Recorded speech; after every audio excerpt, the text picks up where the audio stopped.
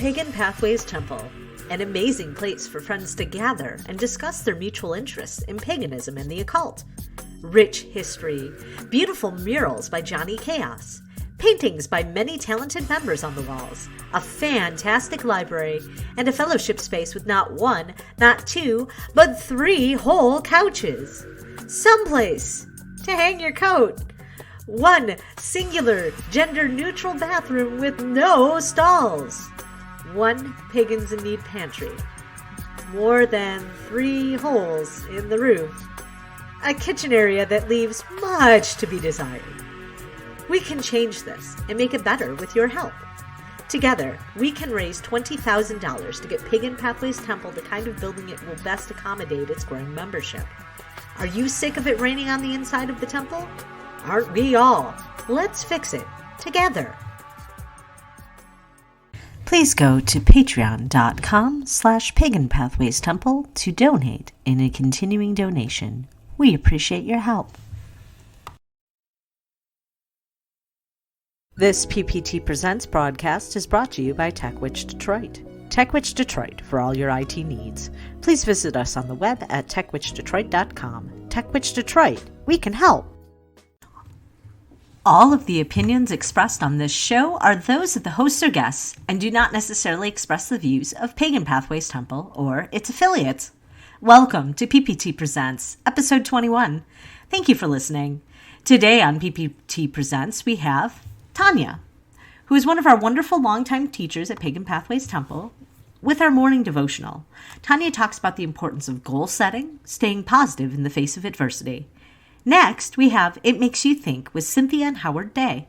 They will be talking about how to best honor the memories of those who have fallen. Then, let's talk about eggs and cleansing with one of our wonderful teachers, Dennis Delpier. Dennis has been a fixture in our community for the past several years and took it upon himself to post a friendly reminder about scheduling and cleansing. And finally, we have yours truly with a little song that I wrote about the current predicaments. With creativity flowing in all directions, I felt it appropriate to write a song, and so I'm going to share that with you guys in spite of my better judgment. If you're looking for more engagement in our community, please find us at facebook.com/groups/Pagan Pathways Temple. We look forward to interacting with you there and continuing the conversation. Thanks again, and have a wonderful couple of weeks. Good morning, and welcome to another Sunday morning devotional. As you can tell, we're not at Pagan Pathways Temple today. We are doing our best to cope, and so this is coming from my living room. Go ahead and take a deep breath. Close your eyes when you're in a safe and comfortable space, and listen to the words of the Great Mother. She who of old was also called among men Artemis, Astarte, Athena, Dione, Melusine, Aphrodite, Caradwen, Dana, Arianrad, Isis, Breed, and by many other names. Whenever ye have need of anything, once in the month, and better it be when the moon is full, then shall ye assemble in some secret place, and adore the spirit of me, who am queen of all witches. There shall ye assemble, ye who are fain to learn all sorcery, yet have not won its deepest secrets. To these will I teach things that are yet unknown. And ye shall be free from slavery. And as a sign that ye be really free, ye shall be naked in your rights. And ye shall dance, sing, feast, make music and love, all in my praise. For mine is the ecstasy of the Spirit, and mine also is joy on earth.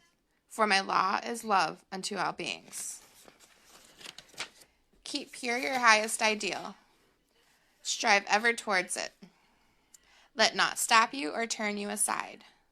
For mine is the secret door which opens upon the land of youth, and mine is the cup of the wine of life, and the cauldron of Caradwen, which is the holy grail of immortality. I am the gracious goddess, who gives the gift of joy unto the heart of man. Upon earth I give the knowledge of the Spirit eternal, and beyond death I give peace, and freedom and reunion with those who have gone before. Nor do I demand sacrifice. For behold, I am the mother of all living, and my love is poured out upon the earth.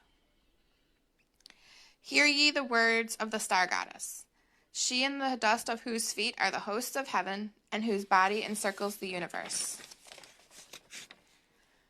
I, who am the beauty of the green earth, and the white moon among the stars, and the mystery of the waters, and the desire of the heart of man, call unto you. Arise, and come unto me, for I am the soul of nature, who gives life to the universe. From me all things come, and unto me all things return. And before my face, beloved of gods and of men, let thine innermost divine self be enfolded in the rapture of the infinite. Let my worship be within the heart that rejoiceth, for behold, all acts of love and pleasure are my rituals. And therefore let there be beauty and strength, power and compassion, honor and humility, mirth and reverence within you. And thou who thinkest to seek for me, know thy seeking and yearning shall avail thee not, unless thou knowest the mystery. That if that which thou seekest thou findest not within thee, thou wilt never find it without thee. For behold, I have been with thee from the beginning, and I am that which is attained at the end of desire.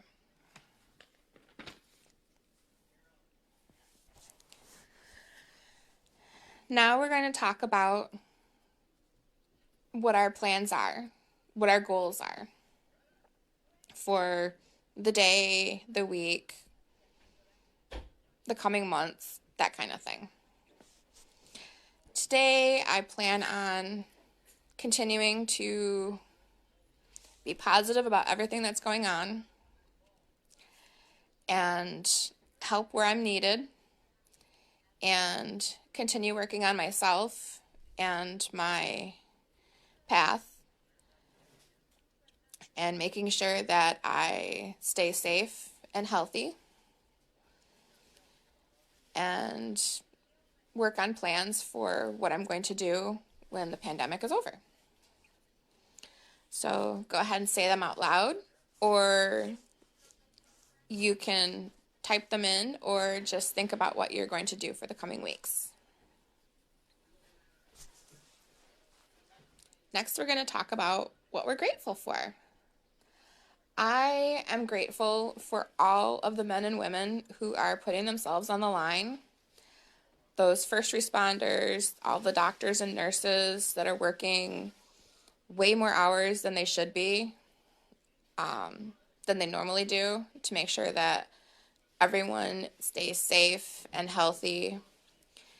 And I'm grateful for those who work in retail, in the grocery stores, the pharmacies, staying open, gas stations, so that we can get back and forth, so that we can have our food, things that we need to survive. I am grateful that the weather has not been that bad lately, so that we can, get out and walk and go to the parks, because, nature is a really good way to ground and center and to give our thanks to the gods. I am grateful for technology that allows us during these times of social distancing to be able to keep in contact with family and friends, and so that I can do something like this every first Sunday of the month, and each Sunday someone else is doing the same thing. So this is great to keep everybody, still connected, even though we can't actually touch each other yet. But I'm guessing that as soon as the pandemic is over and we're able to be around others again, that we will have so many hug parties because everyone is feeling touch starved. I know I am. I miss being able to hug my friends and family, but it will happen soon, guys. I have faith. I am grateful for the temple, that even though we aren't able to get together in person, we are still able to get together online and have services and rituals and morning devotional and classes. We are all doing our part to make this social distancing and staying at home time a little more productive and a little less like we're being punished. I am grateful for being able to try new things, new recipes, and I think I'm gaining the weight back that I've lost by eating 3 meals a day, which I don't usually do, which I should. I'm grateful for love in all of its forms, for my family and my friends, and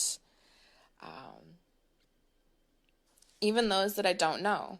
I've seen so many people being so kind to people during this time. I've also seen, people being not so kind, but everyone's under stress and it's understandable. But we all need to be a little more kind to each other and understanding that everyone is going through roughly the same thing, and we just need to be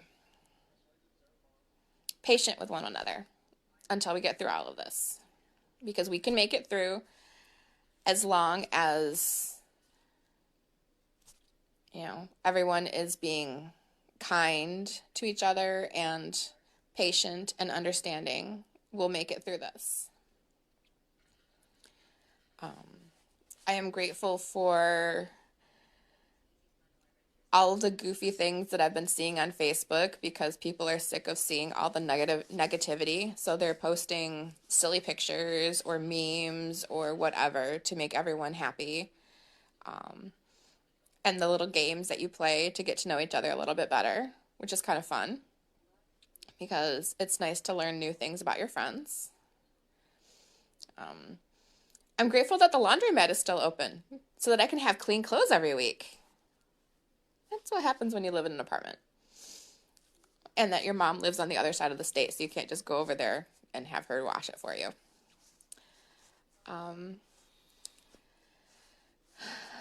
I'm just grateful to be alive. I'm grateful that every morning I wake up and I'm happy and I'm healthy. And even when anxiety and depression start to rear their heads, I'm able to knock them down and get on with my day. You guys can say at any time, you can type it in, or you can say it out loud, or say it to yourself, whatever you are grateful for. I'm grateful for those in government that are taking care of us and making sure that we all stay safe and healthy.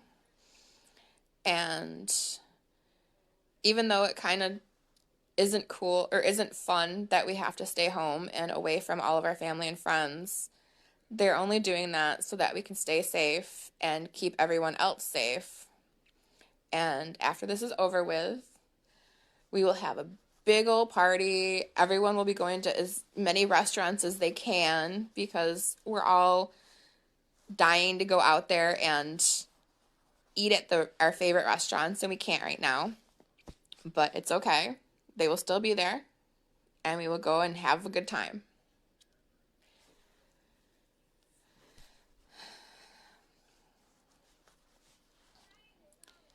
I unfortunately don't have my paper with me that has the witch's rune on it.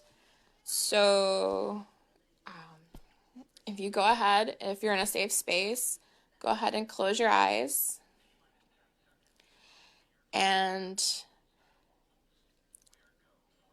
In front of you is a forest. And so you're walking through the forest. And you see all the beautiful leaves on the trees. You can hear the birds. You see a rabbit jump by, squirrels running around.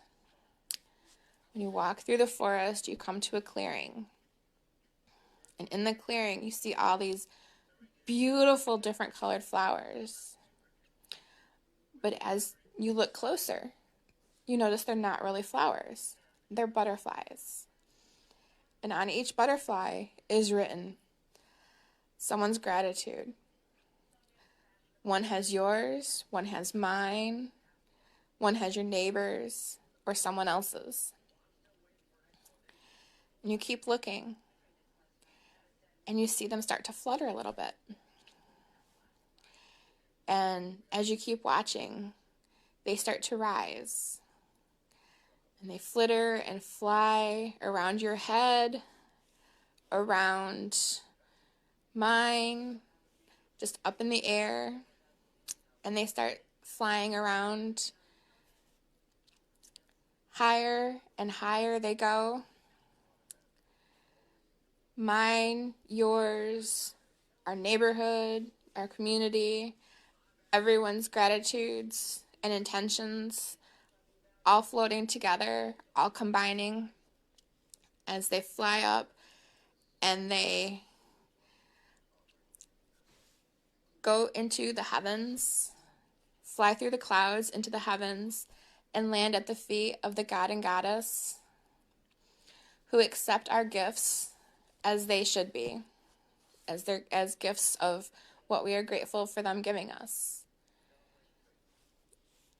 And in return, they send down a gentle rain that's healing and sends us love and healing energies for you, for me, for the community, and for the world. So mote it be. I'd like to thank you all for watching me this morning. I was a little nervous doing this at home, especially when you get to see my face instead of seeing, a cute little picture screen. If you like what we do at the temple and you wish us to continue doing so, you can donate to paganpathwaystemple.org. And thank you for everyone who's watching now or who will be watching in the future. And may you be blessed by the divine that you honor. And now it's time for It Makes You Think by Cynthia Day. Subjects that are sufficiently complicated enough to give one pause, just enough to make you think. Hi, and welcome to It Makes You Think, Podcast 21. This podcast will be called Honoring the Memories. Hi, I'm Cynthia Day, and I have my husband here, Howard Day. Say hello, Howard. Good afternoon, everyone. Wow. Okay, so I'm not really sure how this is going to go, because we're at April the 10th, 2020. We're about at or reaching the peak of the problems that we've been having with COVID-19. Yes. And I, along with everyone else, have been very concerned about the virus and the impact that it's having on our society around the world. And because of the nature of the virus, because of all the social distancing that we've had to do, it makes it very hard if and when we lose a loved one due to this disease, to be able to say goodbye, to be able to even just honor their memory when all you really have left to you is a memory. Because sometimes people going into the hospital, I have heard, you can't go with them to their room. No, they will leave you in the lobby and they'll just give you a phone number. They will say that the doctor will call you. Yeah, they'll update you. The nurse will call you and update you. But you should go home now and distance yourself even from the rest of your family. Yeah, it's very disconcerting when you have a loved one with this disease going into the hospital, not knowing if they're going to come out. So, in honor of all of the people that are suffering, I've lit a candle, and we're sitting here in our kitchen table, Howard and I, and we thought we would share with you some ideas about how to honor the memory of our dear ones when all we have left are the memories. After someone dies, the people left behind are tasked with carrying on their lives. And that's sometimes hard. For pagans, it used to be, in some cases, most of our cases of how we would honor the dead in the past have fallen into antiquity, such as funeral pyres, thank you, that were done on the water and shot with a flaming arrow. That's the Norse way of doing it. Yes, it was. But these days we're pretty much confined to dealing with ashes or some sort of remains of the person that we have left. And pagans, we generally have an ancestor altar, some of us in our homes, and we may make sacrifices to people who we consider or see as our ancestors, or if they're not that ancient, maybe we see them as our guides or our mentors through life. Whether you believe as a pagan in an afterlife or not, many pagans believe in the Summerland, Valhalla, Nirvana, or some representation of a heaven. Regardless of what you believe the destination may be for the dearly departed, the memory that you have of them is the thing that you want to honor for the rest of your life. And so we've come up with a few ideas that can be done. I got a bunch of them off the internet. But then I talked with some people and I got some ideas of different ways that pagans might wish to honor the memories. One, as I said, one way is to light a candle. You can do that at a church, say a prayer, or do it at home. You can do it on your own altar. And I always say, watch it carefully and reflect on it often until you extinguish it or until you let it burn out. You can make anything new out of something they had that was old. Something like making a quilt out of their old clothes or their favorite t-shirts. You can hold a memorial service or a candlelight vigil, outside or inside. Whether you do it by Zoom or whether you do it by social distancing on your lawn, I don't know. But you can gather pictures and belongings of the deceased and make a memorial poster or a collage. One other thing that this is new that people are doing now is that they are adorning their vehicles with the person's name. They're putting like rest in peace. And the date. And the date of their death. Mm-hmm. Or sometimes just like a tombstone, the length of their life. Yeah. But this is a new thing. that is being done now. A very public remembrance of the person. And I would think that you would only do this for someone who was really ultra close to you, as this would be with you for quite a long time if you did this to your car. That's true. You would hope so. You could also finish any projects that the deceased may have been working on. Or you could finish your own projects that may have been waiting for you until this person passed. You can bring flowers to their gravesite and keep the area well tended. But if there is no grave, you can bring flowers to a favorite spot of the deceased and meditate on how much this was enjoyed by them. Or if you have an ofrenda, put items on it that they loved on the altar for the night. Things like a favorite alcoholic drink, a cigar, a magazine representing their favorite things, and then give them back to the earth or to the library as needed after the night is over. Often even pouring out the first drink or setting a place at the table for them in honor of them for the evening is something that a lot of people will do. You can cook their favorite meal, and when you do, the aroma and taste may bring you back amazing memories of them, things that people can talk about at the table or on the phone or using Zoom. I started drinking my dad's favorite beer. Really? Yes. My dad was a Michelob drinker, and to honor him, I would drink Michelob when I would go out. And I discovered a beer that I actually like. I didn't think I would like it, but I did. And I think I'm turning into my father, and that's both a good and bad thing.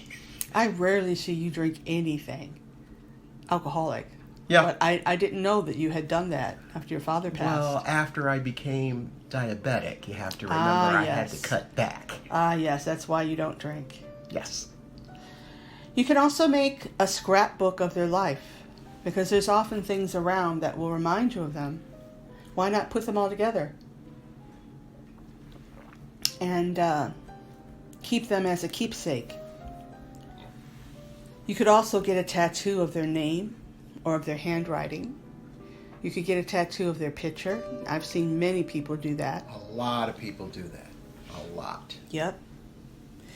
Or a symbol that you associate with them. People often will tattoo that on themselves as well. Oftentimes you can reach out, even in our isolation, to family and friends who are also grieving and share stories about their departed. And I would say especially to children who may not have known them well, to carry history down through the family, history of their accomplishments or even their mistakes and what they did and what they learned from them. Not just your family, but pass down the stories to your friends too, to your partner. Mm-hmm. Because by telling the stories to your partner, it gives your partner insight into the way that this person touched your life and made you the person that you are. Yeah, those are things that you only find out when you do share things like that. You can also plant a tree or have one planted, or plant a favorite flower or an herb in their honor. You can read their favorite books, and sometimes in doing so you get an understanding of them that you may not have realized before. Or conversely, write about them if you are a writer. Or maybe read what you have always wanted to read, knowing that they would be joyous for you doing it. You can volunteer for their favorite causes or give a donation in their name. When my friend Rena passed away, she had a lot of items that were really nice. And we had a kind of, what do you call it? Where everybody bids on how much they want. An auction. An auction, yes, thank you. We had an auction of a lot of her things, and then we donated the proceeds to the family's favorite charity. And that took a long time to put together and to execute. And it was really cathartic And it was beautiful seeing all of these things going to people that really loved her, because she had a lot of friends. And mind you, in these days of COVID-19, that's going to take a while. Mm-hmm. But let us remember that for anybody who loses a family member or friend due to this, I've lost one of my best friends at work. Yeah, we just found that out last week.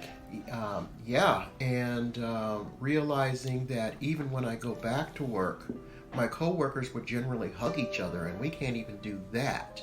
Mm-hmm. But it's going to take a while. We have to give the family time to grieve, and it takes longer when you're not able to gather, with people, or the person just disappears suddenly into a hospital. Yeah. So if you meet somebody who's lost somebody this way, give them their space. If they start crying, let them cry. Mm-hmm. Also, you can plant a flower or vegetable garden and put in a decoration that reminds you of them. I have a friend whose father passed away, I believe it was last year, and he was a motorcycle rider. And I believe she put either the helmet or the front part of the motorcycle or something like that in the garden to remind herself of her father in honor of him. And I thought that was really beautiful. Like I said, you can hold a charity drive in their name. You can also do this trick: wear their favorite perfume or cologne, or put it on the door jamb of their favorite room of the house, because as you pass through, you'll remember them there, and different memories are brought up by your olfactory senses, and you never know what you're going to remember over time. But if you do something like that, you have to reapply it from time to time. But it's an interesting thing to do for a lot of people that have a loved one that had a particular scent or cologne that reminded them of them. Never would have thought of that. I never would have thought of that. Oh, yeah. Also, for those that really wish that they could have had an audience, you can write a letter and air anything that may have been left unsaid. Then you can dispose of it as you wish, knowing that after reading it to them, you have released that vibration into the universe, and therefore to them. I believe that. And sometimes it's just really good to get those things out. You could even adopt a section of highway in their name.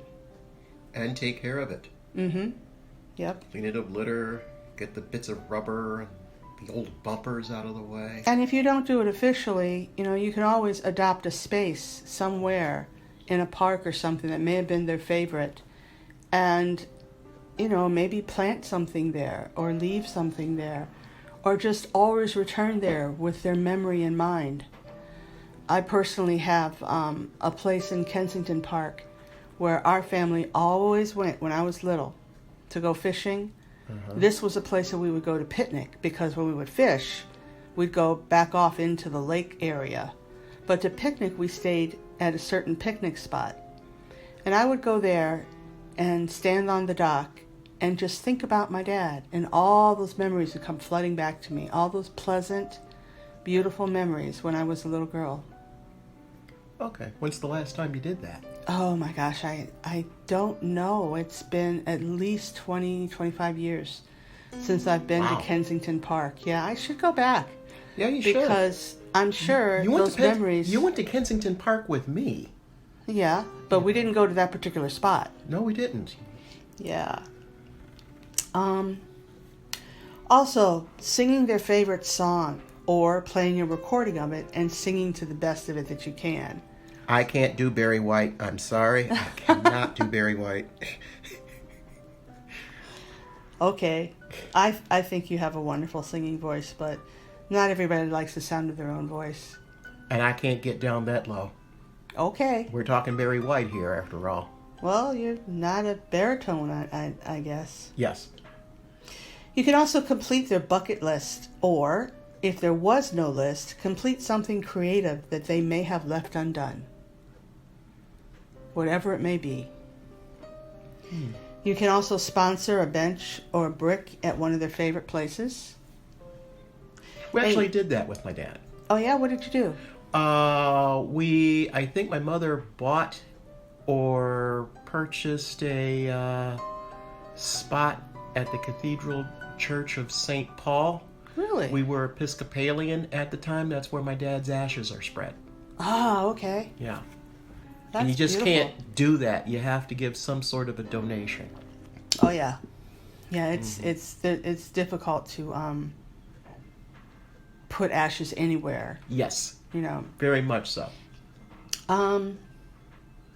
You can also participate in some of their favorite hobbies, even if you have a lot to learn about them. Again, you can learn a lot about a person and what they enjoyed, and you may discover a new hobby for yourself in honor of them. Be joyous about that. I am. You're shaking your head up and down. What are you so joyous about? My dad loved trains. Oh, that's right.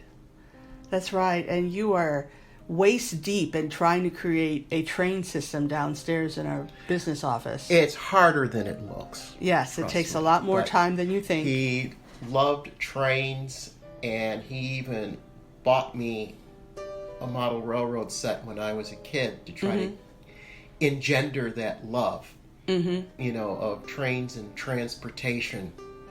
But it wasn't time then. No, it wasn't. I didn't understand what he was doing, and now that I am older than my father at the time he was killed, I get it. And I love it just as much as he did. That's wonderful that you have that connection. And you never know what connection may come out of the things that you remember and you carry on. Yes. Also, you can make amends with someone that you may have been avoiding, because you never know what may happen when you open the doors to communication. And whatever becomes of it, let it be what it is. I agree. That also can help move a person through the process of grief. Yes, it can. You can frame something that they've written, like a poem or a recipe. I wish I had all my mother's old recipes. I don't know what became of them. I was too young when she had recipes. And then when she passed on, she put them somewhere I have no idea where they were. And when everything was moved out of the house, they disappeared. So They're still in the family, I'll bet. somewhere, somehow, they've got to be in the family. I still wish I could do her baked beans. Man, those were good. You can't buy beans like my mom's baked beans. They were fabulous. Always remember them during life events like weddings, anniversaries, and holidays. Like I said earlier, you can set aside one place setting for all the dearly departed at a holiday. And you can tell stories about that person and keep their memory alive. And you can live your life in a way that would make them proud. Finish or go back to school or have adventures and be happy. It's what they would have wanted for you. Or conversely, do what you have always wanted to do, knowing that the deceased, after being released from the tunnel vision type of awareness of life, and being now open to a wider view of universal knowledge, would now want you to follow your heart. I'm going to have to add something to that as well. If the person who is departed had any type of a positive nature to their life, if they were doing things that just wowed you, try to emulate that. Pick up the torch and carry it? Pick up that torch and carry it. We have lost several people in the pagan community that have been giants in the community. Very positive people. And there were parts of their life that we would say, man, I wish we could do that. I wish I could do that. Yeah. Go ahead and try. Emulate them as much as you can. My father and I weren't the closest of people when he passed on, but I have tried to emulate certain aspects of my life around what he did. And I am a better person for it. I am a bit more courageous. I worry a little bit less. His courage in trying new things is actually what led me to being pagan. Yep. And when my mother passed on as well, you know, her compassion for people and her willingness to always think of the children led me to my career. And I try to emulate both my parents, who of course I think are the most wonderful people in the world, or were the most wonderful people in the world. Well, of course they were. Yes. What's interesting for me is my mother and I were not the best of relationship. Not the best relationship. We had our ups and downs because as I was coming of age, I was a very logical child. And that just irked my mother to no ends because I wanted autonomy and I wanted to be accepted for the adult that I was becoming, albeit slowly. And I think she wanted to hold on to the childhood concept of me. A lot of parents are like that. I grew up an only child, and you know, we didn't want to, like you, parents didn't want to let that child go. And so one of the things that my mother used to try to get me to do was she used to try to get me to cook. And I did not want to cook. The last thing I wanted to do was be like my mom, be stuck in the kitchen and be cooking for me and my dad all day. It just was not something that I could wrap my head around at the time. Much like you and the trains. And much like you and the trains. In my latter years, I was forced to cook. I mean, after she died, I either cooked or I died. So I slowly learned how to cook on my own without anyone teaching me. And my stomach and taste buds really, really appreciate the fact that you picked it up. Yeah, it takes some time. And I taught myself after listening to, after we moved here really is when it really took off because I was watching Food Network and Food Channel and all like that and getting all these ideas about different kinds of techniques for cooking and stuff like that. And so now my biggest joy is cooking in the kitchen and cooking for everyone. And that's the same thing my mom used to do. She used to love to set out a huge spread for the family, have them come over and feed everybody. And everyone would rave about my mom's cooking, but because I grew up on it, I didn't think anything special about it. All I know is that I like to eat it. And I never could understand anybody who didn't. Well, that's what we mean by emulate the person that you may have lost. Now, and I thought that I wasn't that close with my mother, but because I've become this like kitchen witch now, I feel closer to my mom now than I did back then. I had a hard time grieving back then. And it's been 30 years since my mother died. Yeah. Well, let's remember that there are scores of people who are having a hard time grieving now. And unfortunately, there are going to be scores more. Yeah. But I can't emphasize enough the fact that we're all going to know somebody who has lost someone to this. Yes. And because of the nature of how this works, they are going to have a hard time. And so while we have to socially distance, we have to just give them their space. Give them their emotional space. Give them their emotional space. Let them cry. Let them process whatever they have to at whatever stage they're in. Even if they're doubling up on stages and you know, going through, because they say there's like 5 5 stages of grief. And you never know what stage a person is going to be in. And they can switch, they can actually regress back to another stage. They can regress, they can go forward. And I think if I can recall the stages, it's disbelief and denial, bargaining, anger, acceptance, and I forget what the last thing is. I would think acceptance would be the last one. Yeah, I know there's 5 though. You could look it up on and Google it, the 5 stages of grief. But anyway, the important thing I was trying to say is that there's no linear way in which people go through it. They bounce back and forth or go through 2 or 3 different stages at one time. But it's a process, and everyone goes through the process differently. But how they go through it is valid for them. And it may be totally different than the way you may have done it, but it's what they need.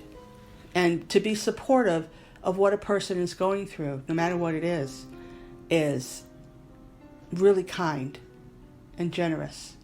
To be able to let people process what they're feeling, to validate the fact that what they're feeling is important, And don't forget yourself in this equation.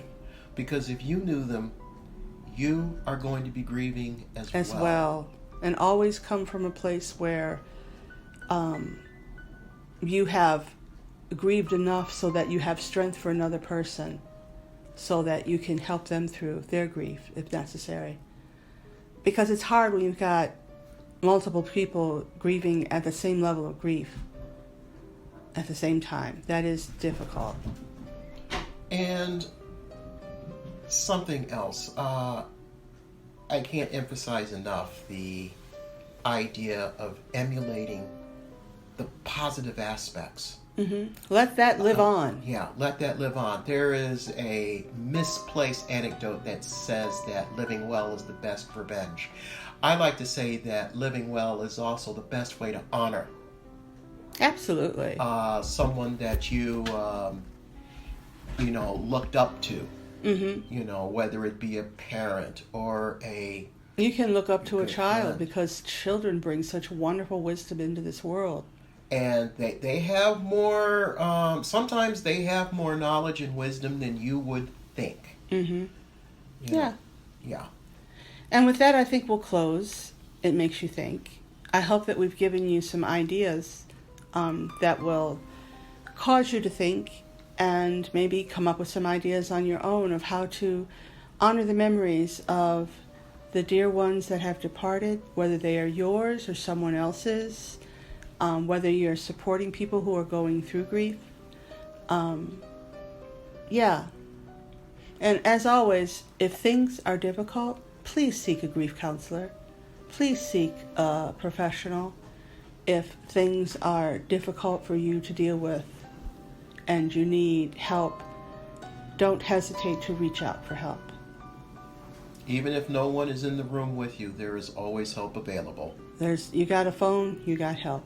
That's right. All right, so I want to say goodbye for this 21st episode of It Makes You Think. And I hope that, like I said, it's giving you some thought to think about. So goodbye, everybody. Say goodbye, Howard. So long, everyone. Until next time, stay safe. Stay safe, stay healthy, and we'll see you in about 2 weeks. Thanks for listening. Bye-bye. Hey everyone, I'm out here in one of the beautiful parks on the natural trails of one of the parks in the Detroit metro area. I hope everyone's doing okay during this COVID crisis. But figure to see how everyone's doing and give a little advice of how to help what's going on with yourself. I know being inside, we all get antsy, we all get depressed. This has not been easy for anyone at all. But a little bit of, for those who practice different traditions, a little bit of simple magic that you could not believe what it does for you. And it's only one simple thing, one ingredient, don't need to say anything at all, but eggs. I learned something from several different people. High Priestess Morgana Moonwater, Morgana Grimm. I learned a few things with the eggs. But one of the things you want to do is get 3 eggs in a paper bag for yourself. Rub it on your brow chakra, your heart chakra, and between your solar plexus and your navel. Then you want to rub it on the palms of your hands as well as the bottoms of your feet 3 different times. And then put it in the brown bag. This takes all magic that's been on you, all funk, all crap that you've been holding onto, and it absorbs it into the egg. Now, yesterday, one of the things I did was I put eggs all around my house. Another thing in many different cultures and traditions, if someone gets sick, you put an egg by their bedside to absorb the sickness. So why not use that as a way to grab everything that we don't want in our homes? I don't know about any of you, but for me, I'm considered an essential worker. I'm also at high risk. So I've been off of work. I'm off work until June 1st because of that, and I'm on medical leave for my own health. And it's really screwed with my mind, especially when you've been working since you were pretty much 16. Being off, it really messes with your head. It takes away some of your identity, and sometimes you just need to get out of your headspace. So this is one of the things I did just to help, and you'd be surprised of what an egg can grab onto. But once you're all set, I left them around my house for 24 hours, and I put them in the paper bag as with the other eggs. Now, one of the very, very important things is the eggs you use on yourself, you do not want anyone to touch but yourself. For the simple reason, anything that you have on you, all magic, good, bad, whatever, gets transferred to that person if they touch your eggs. Now, one of the things you want to make sure to do is, like I'm on a nature trail, to dispose of the eggs, you want to make sure to crack them on natural earth. That could be ground, tree, rock, but crack them. And you're going to have to probably whip them because it's going to take a lot of force. And one of the reasons why you want to do that is return all that energy to the earth. So, as a little bit of an example, here's an egg right here. I just tossed it up and it did not crack. Like I said, it holds on to a lot, so you want to make sure to whip it till it cracks.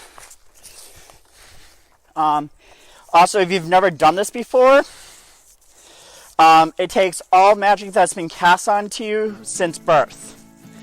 And every time you do it after that, it's whatever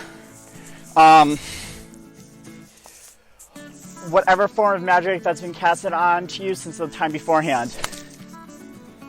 I know the first time when I did this, the eggs were soft-boiled.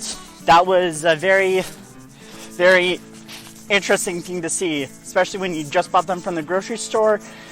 You made breakfast with other ones and you did that and it gets soft-boiled.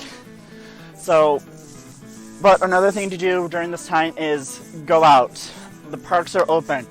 Practice social distancing. Don't leave yourself locked up. Also, if you're one of those people who are laid off and at home, create a schedule for yourself. I found out that's helped me, and I've got much more done in my day-to-day life at home when I do that. It's simple. I wake up, I have breakfast, I take my medication for my alarm, I go out and take my dogs for a walk around the neighborhood. It's 30 minutes of walking. I come home, get them hydrated, get them set, and then I read for 30 minutes.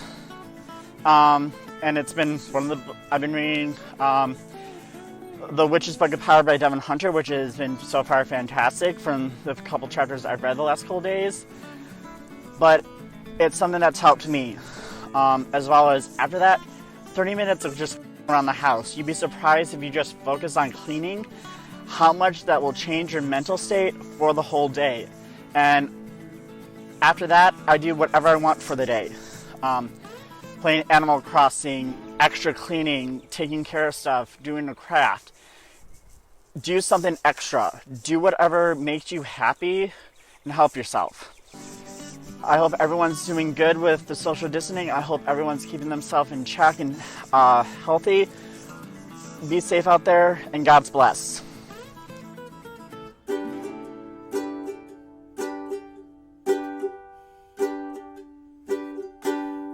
Nowhere to go, nowhere to roam. Gonna curl up tight. I'm gonna stay home. Turn out the light, turn off the phone. Gonna stay in tonight. I'm gonna stay home. This isn't for me. This isn't for you. This is for humanity. Let's keep ourselves home. Now I'd like nothing better than a stroll on the beach. I'd like nothing better than a beer in a bonfire. I'd like nothing better than a 3-day-long road trip, but it's not time to roll. Gonna stay home.